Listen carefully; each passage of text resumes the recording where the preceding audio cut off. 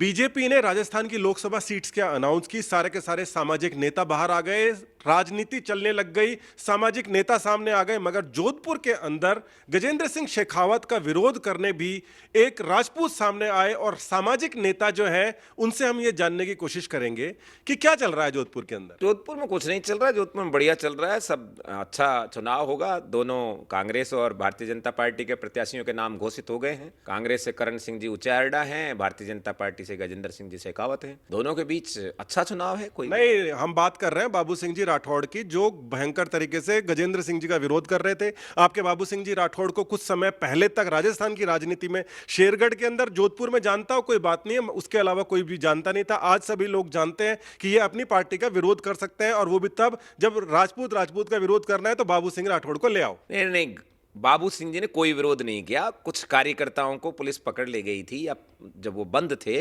अपने कार्यकर्ताओं को छुड़वाना कोई विरोध नहीं है। कार्यकर्ताओं को छुड़वाने के लिए वो पुलिस स्टेशन गए थे। बाबू सिंह जी भारतीय जनता पार्टी के ही एमएलए हैं, और गजेंद्र सिंह जी भारतीय जनता पार्टी के कैबिनेट मिनिस्टर भी हैं और ऑथेंटिक प्रत्याशी भी हैं। कोई विरोध नहीं है, और ये अफवाहें उड़ाई गई थी जो उन पे विराम भी लग जाना चाहिए, क्योंकि अगले ही दिन जब ये बात हुई, एपिसोड हुआ, मुझे भी लाइव आना पड़ा। और चाहे उस लाइव के लिए उनका रेस्पॉन्स समझिए या उनकी पार्टियों के सीनियर लीडर्स का समझिए, दोनों भाइयों में गले मिले और सारी सीएम हाउस से आपने देखा होगा खुशनुमा। बाबू सिंह जी ने आरोप लगाया गजेंद्र सिंह जी शेखावत पर, जो बड़ा अटपटा सा लगा, हमें भी सुनने में अटपटा सा लगा।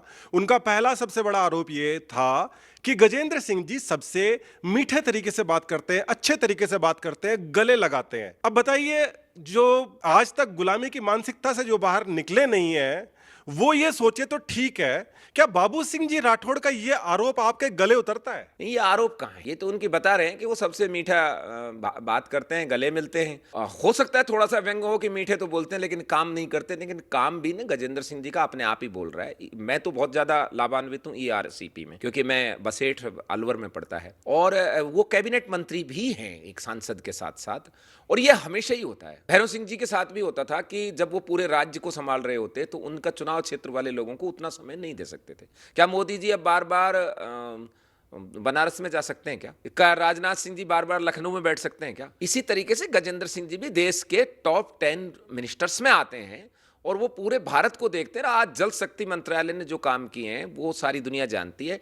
क्षेत्र के लोगों के लिए हो सकता है समय कम रह जाता है इसमें, इसलिए कुछ अपेक्षाएं होती है कि बाकी और जो सांसद हैं, केवल सांसद हैं, वो अपने क्षेत्र में ज़्यादा होते हैं। तो ये थोड़ा सा आदमी के अंदर आ जाता है कि भाई ये तो हमको टाइम नहीं दे रहे। लेकिन बाबू सिंह जी ने यह भी कहा कि वो 5 साल से उन्होंने कोई विकास नहीं कराया।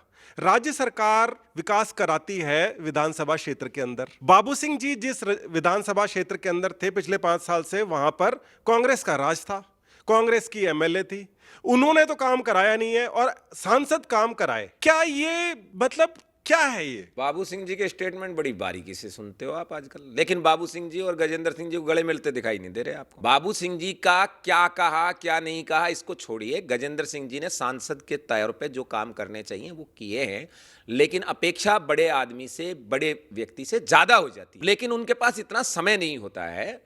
और बाबू सिंह जी के सारे स्टेटमेंट जो आप बता रहे, ये सब मीडिया में काट छांट कर, राजस्थान की मीडिया तो पूरी की पूरी अशोक गहलोत के पास थी, और वो कांग्रेस नीत मीडिया जो मन में आए वो गा दे।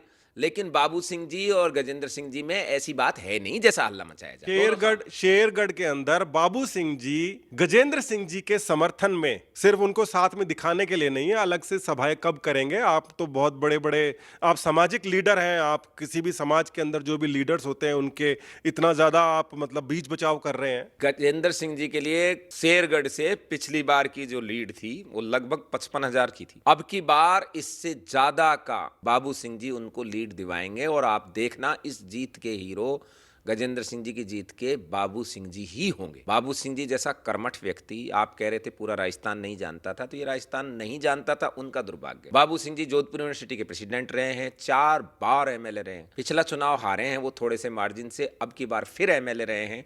वो कोई इतना अननोन नाम नहीं है, और कई प्रकरणों में बाबू सिंह जी ने कई आंदोलनों की नेतृत्व किया है। बाबू सिंह जी भी कोई मतलब इतने इग्नोरेबल व्यक्ति नहीं है। तो वो उन्होंने जो अशोक गहलोत के खिलाफ जितने बयान दिए हैं वो मीडिया के अंदर, यूट्यूब के अंदर, फेसबुक के ऊपर कहीं पर क्यों नहीं है? कोई डालता नहीं है या वो खुद भी नहीं डालते?